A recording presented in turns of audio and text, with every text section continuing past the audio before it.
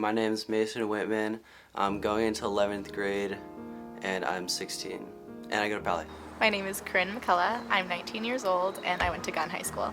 My name's Arjun Narayan. I'm 19 and I went to Gunn High School and now I go to Brown. I'm Yuki Klotz-Burwa. I go to Gunn High School. My name's Carolyn Walworth. I'll be a senior next year at Palo Alto High School. I'm Nicholas Smallwood. I attend Palo Alto High School. I'm going to be a junior. Siddharth Sharma, Paly High School. My name is Lisa Howe. I go to Gunn High School. I'm the incoming senior. I'm Cole Tierney and I'm turning 17 in a couple days.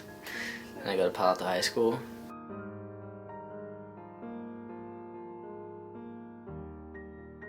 I think I would describe Gunn High School as rewarding because although at times it definitely was strenuous and difficult, the outcome was always worth it to me. Even when our school went through devastating times, the result was usually like a community coming together.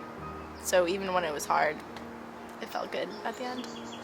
An experience where you can grow from, but you struggle to get through. Intelligent. Accepting, I think. I feel like everybody that I know is accepted and nobody really makes fun of anybody else. I guess a word I would use to describe Gunn is interesting. It's super cliche, but honestly that's what it's like. The people are really interesting, the classes you'll take is really interesting, and I think just the community and the view we have on everything is interesting.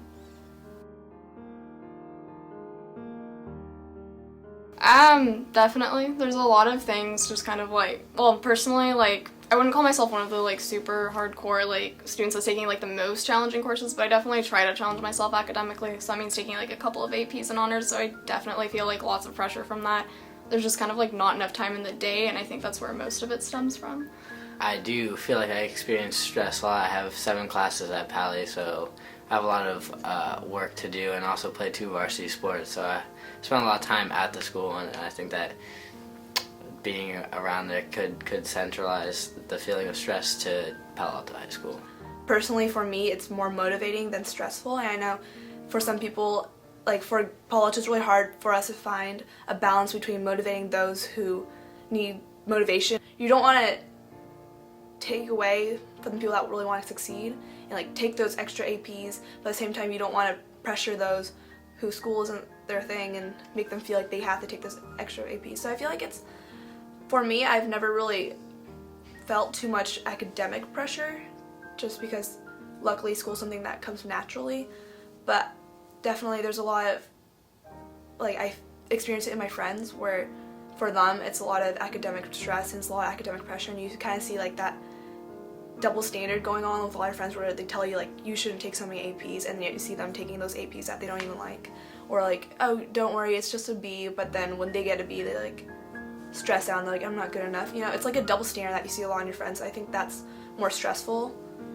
I don't think I feel stressed going to Gunn. I think I feel stressed just about college and everything, and then just seeing everybody else stressing out kind of stresses me out more, because I'm oh, they have a better SAT score than me, or they have a better GPA. Why, if they're stressing out, I feel like I should definitely be stressing out too. I think everybody, at least definitely in Palo Alto, but I think everybody in general ends up feeling pressure in high school at some point. But in general, I'm pretty calm with how I handle everything in school, and I'm good at not overwhelming myself with my workloads.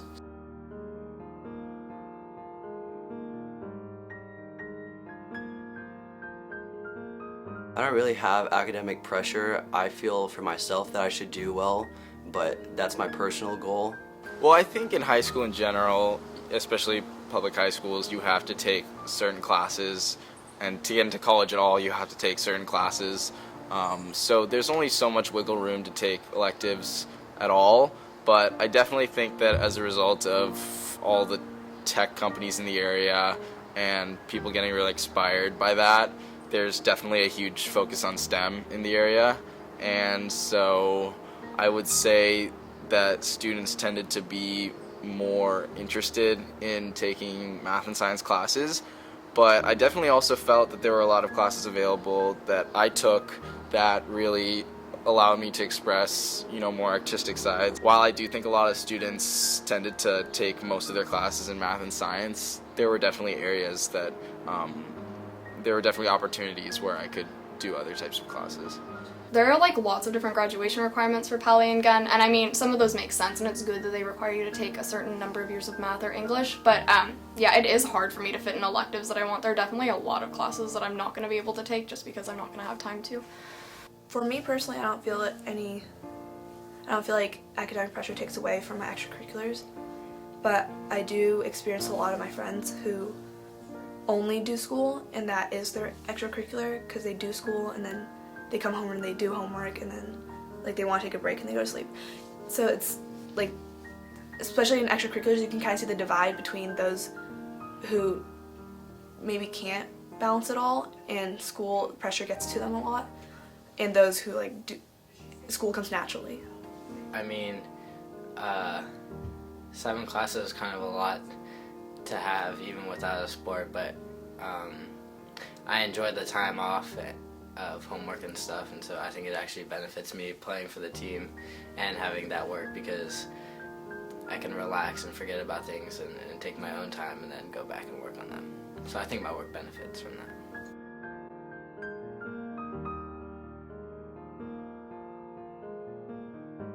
I would say because I used to go to JLS, so I still keep in touch with some of my Gunn friends, and I would say they are significantly more stressed than I am or some of my Paly friends are. I'm not really sure what type of pressure the Gunn students go through because I don't really hang out with any of them and I haven't been to Gunn, so I couldn't really say, but it seems like they have more issues with stress there, yes. I would say that Gunn definitely has more of an academic standpoint, and people at Gunn focus more on academics than other things, and I think that makes it kind of stressful. And I'm not a student at Paly, so I don't know what it's like there, but just from what I've seen and heard, I think that Gunn has more stress than Paly.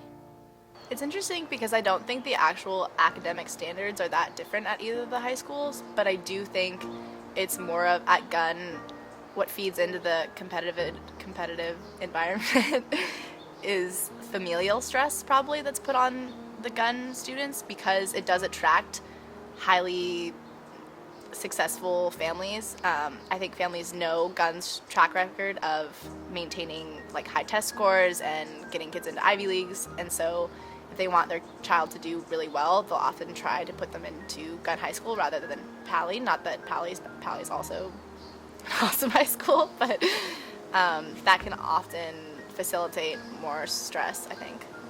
I had the same schedule I think they have when I was in middle school, only for a year, and I was pretty unhappy with that, and so I can understand how they might feel, and to me that was more stressful, having every class every day, because I felt like I had more to prepare for. I guess I can't really speak for Gunn. Like, I have some friends at Gunn, but I wouldn't say they're in like that top, like, super high achieving group. But yeah, definitely at Paly it is really stressful. Based on what I've heard about Gunn, Gunn's supposed to be like the more stressful school, but Paly definitely, like, I see kids stressed out all the time. And, like, I hear about people crying, like, because they got like A- on like quizzes and tests. Yeah. So there's definitely like still a huge like stress culture there as well.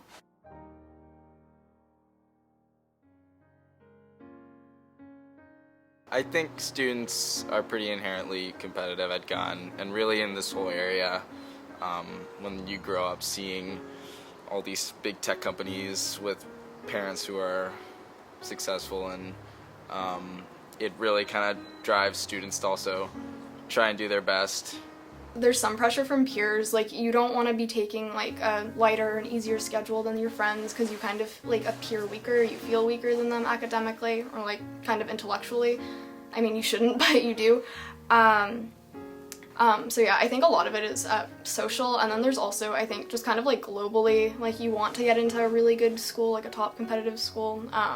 So yeah, I think most of the pressure kind of stems from that, and not wanting to like let anyone down or let yourself down if you can't get into one of those schools. My personal stress comes mostly from my parents and the school to a certain extent. I feel like a lot of stress comes from the community and like our mindset here, and I feel like we have that mindset where Palo Alto makes me think that Ivies are the only places to go, but at the same time, like, there's some point you have to take responsibility for what you think, and you need to figure out am I going to stick with the Palo Alto mindset, or should I go make my own path?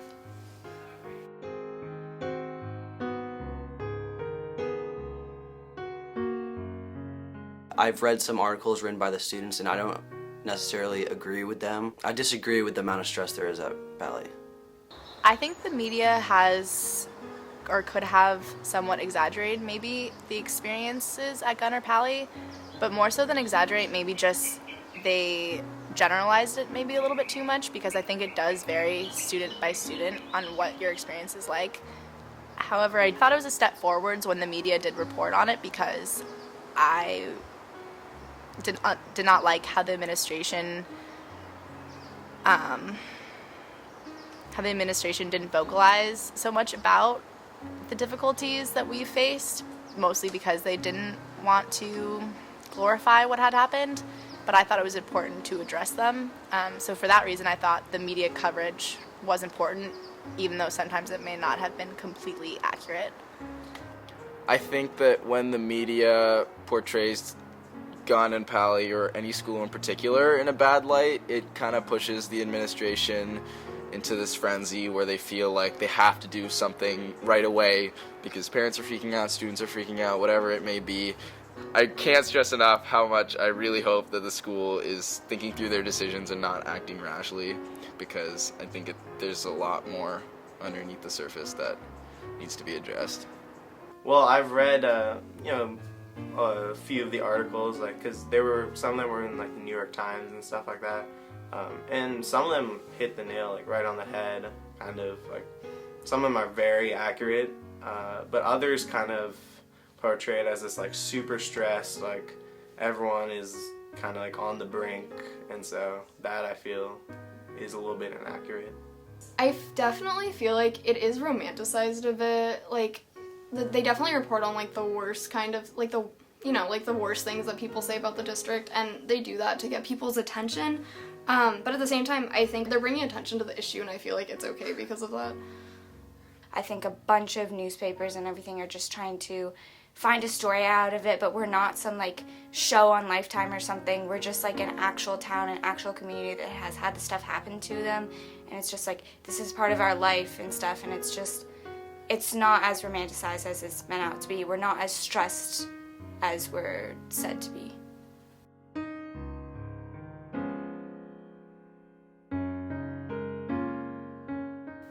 I think that it might prepare us for the academic rigor of college, but other than that, I don't know. I don't think it's going to prepare us for how to like live a college lifestyle or anything like that.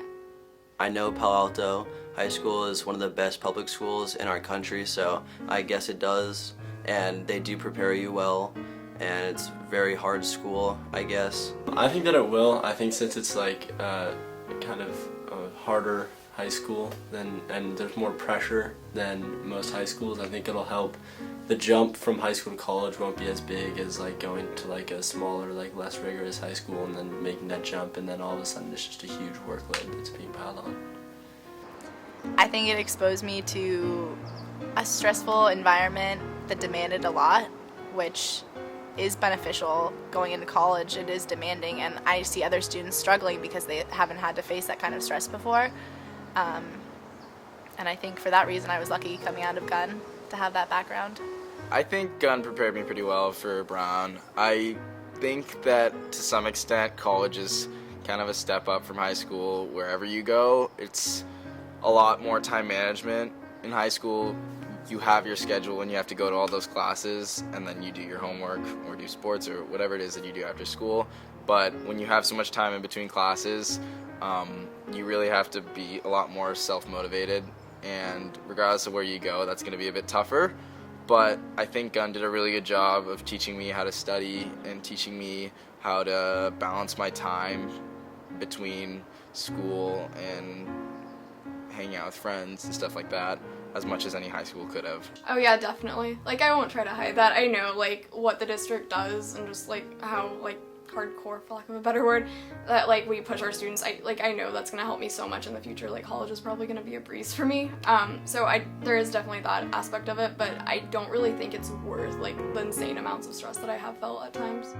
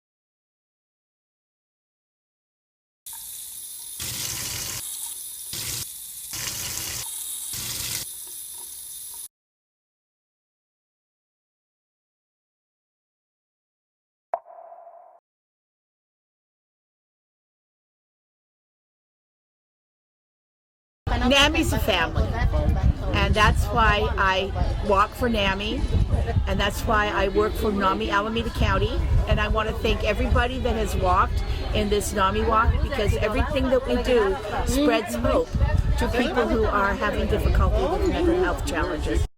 NAMI, the National Alliance on Mental Illness, is one of the largest nonprofit mental health organizations in the country. They are composed of hundreds of local affiliates, state organizations, and volunteers from your community, all working to do 4 things: educate, advocate, listen, and lead. But what makes NAMI so great? Pacific Research Partners, super excited to be here with NAMI today. Great organization, can't believe all the people that came out, and we're really looking forward to coming back again next year too. I think it's so beautiful. It's great that we have this program going on. You know, I think it's like a great way to kind of get everyone in this community involved and kind of connecting. So it's just a great program. I mean, it's a great event, and I look forward to next year and see what else everyone else comes up with. So yeah. NAMI offers education programs for families, individuals, and educators in order to get the information they need, and provide volunteers with the resources and skills to advocate mental health in every state, thus shaping the national public policy landscape for mental illness patients and their families.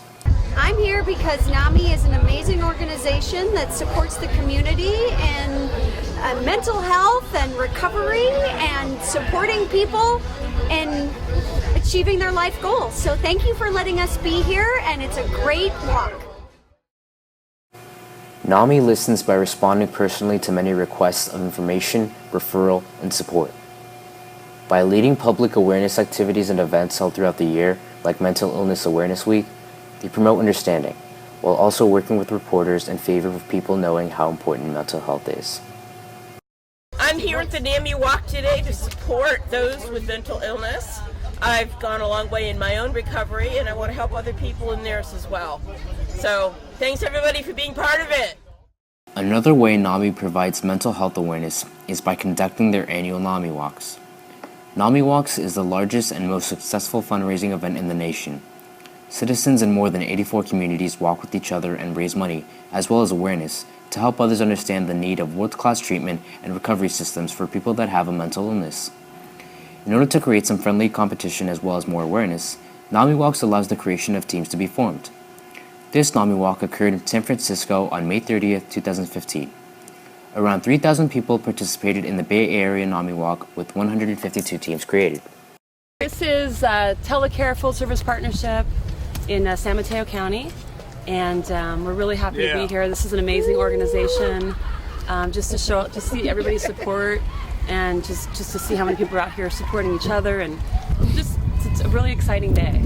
Yes. So this is my first year doing this, and I'll definitely be back. Yeah.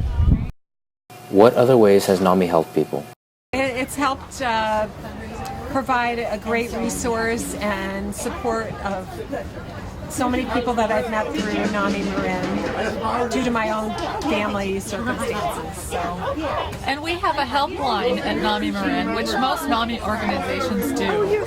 And people should feel welcome and free to call the NAMI helpline anytime they are in a crisis, or mainly the family members that are in crisis and trying to help their loved one. Call NAMI. They have wonderful resources for you and help. All over the state of California, all over the country. Thank you. Very happy to be here on behalf of John Muir, and to be partnering with NAMI and this wonderful opportunity to talk about recovery and what it means to each of us. As a social worker, my values are probably parallel with what NAMI is doing for the community. Education, support, advocacy, and most important, partnering with each other for recovery for patients who come to our hospital.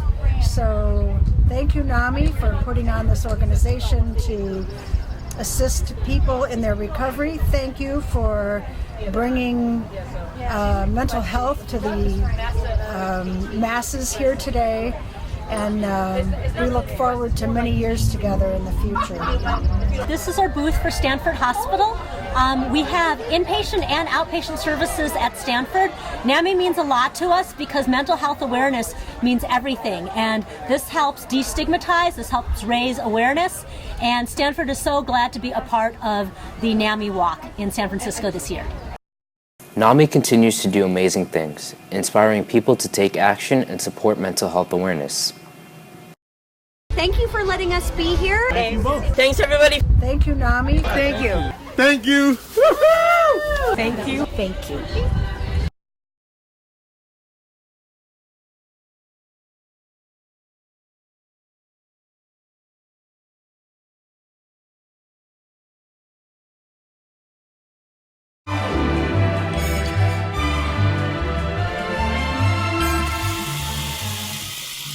Hey there, Timmy. Gee willikers, mister. What you doing there, sport?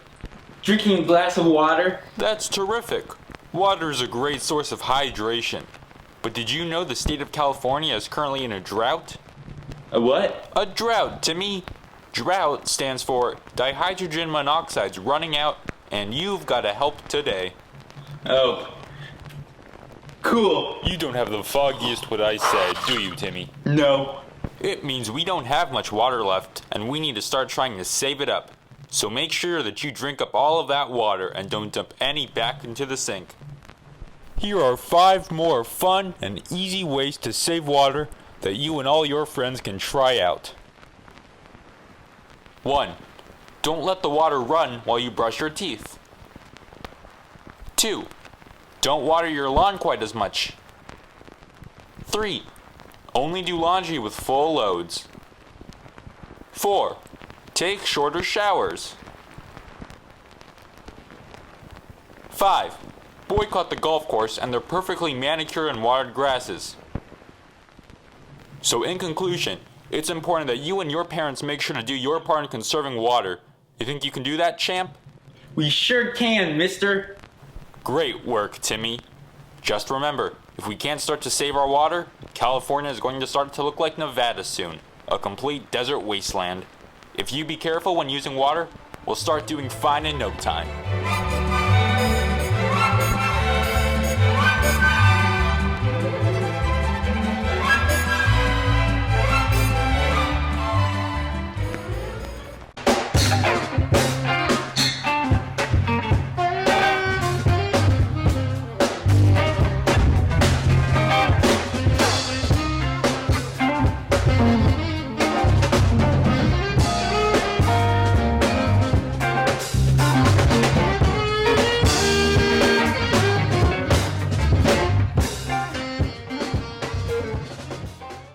On today's show, we take you to the grand opening of the new Ravenswood Family Health Clinic.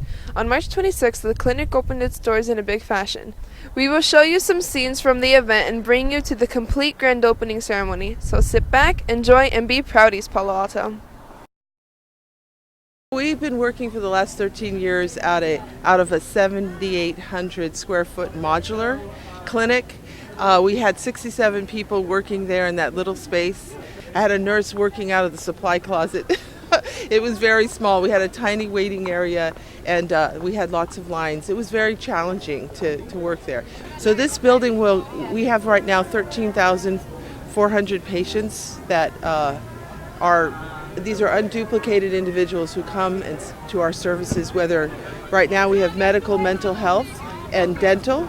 Here we're going to add optometry, podiatry, we'll add a full pharmacy, and we have larger lab services, and we'll eventually have specialty services.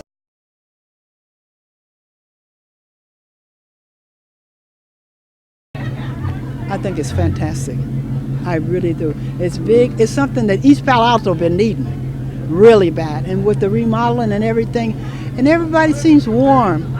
And the thing of it is, when you do a medical thing like this here, health center, it's important to give your first expression means a lot. So when a person walk up as a patient, can I help you? What can I do for you? Make them feel good. And when you come into something like this, it makes you comfortable and feel warm, you know? One of my favorite quotations goes like this. Each of us is called to do something, and if we don't do it, it won't get done. I believe that without Louisa, this would not have gotten done. So let us say to Louisa, thank you for your vision, thank you for your perseverance, thank you for your passion, and thank you for your extraordinary leadership. I think it's a beautiful thing because people need help when they get sick, like older people, and it'll be a good thing. Isn't it beautiful? Isn't it gorgeous? There were those who said it couldn't be done. There were those who said you couldn't have a state-of-the-art facility in East Palo Alto. There were those who said hell would freeze over.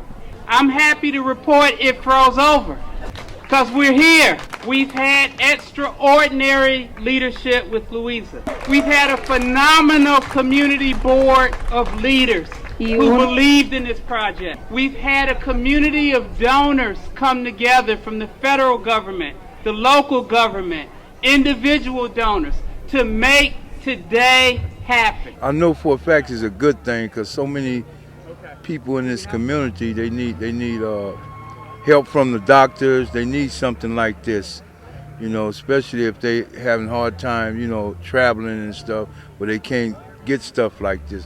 This is right in the community. This is what they needed. We built this building with our patients and our staff in mind. So we tried to build a building that was efficient, that it was a beautiful place for staff to work, but it was also a welcoming place for our patients. We tried to design it so we got rid of lines, so we have a queuing system. We also designed it so we could keep people who have appointments to get them in quickly, and those that don't have appointments, we slip them into the schedule, but we would put them in it with someone else who can help figure out where's the best way to put them in.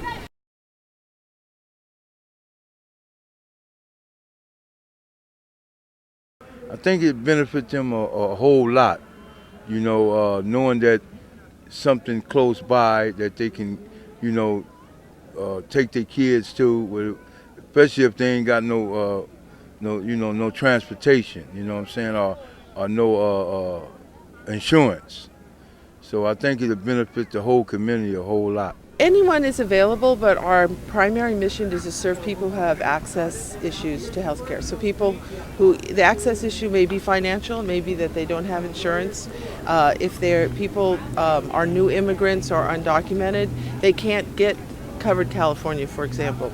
So they would not have a way to get insurance. Most people who work for themselves don't have insurance. So then we also serve people with mental illness, people who are homeless, people who have language differences, because 85% of our staff are bilingual, either in Spanish or in Tongan. Bueno, este es un adelanto grande para East Palo Alto porque pues es una clínica donde ya si hay necesidad de que les tomen rayos a alguien, rayos X, no tienen que mandarlos a otros hospitales, o aquí va a haber ya más atención y ya más adecuadamente. ¿Cómo de que no? Es un triunfo para esta ciudad de East Palo Alto. We have what we call a nominal fee of $20 if you're really low income, and but we never turn anyone away if they can't pay. So we will, charge them. We probably only write off about $30,000 a year. People do pay their co-payments and their fees. The County of San Mateo is especially good because they have coverage programs for people who don't have insurance, and so we're able to bill something, maybe not the full amount, but something. Yeah. Lack of coverage and access to medical facilities is a major cause of people using emergency facilities for routine treatment, which comes with high medical bills. This clinic will change that for many of our low-income residents. Patients will enjoy a one-stop shop new facility, making the healthcare experience more convenient. East Palo Alto has been overdue for something like this. So everybody could come, anybody. None of this would have happened without the concerted effort of everyone in this community. Congratulations to Louisa, the board, and each and every one of you.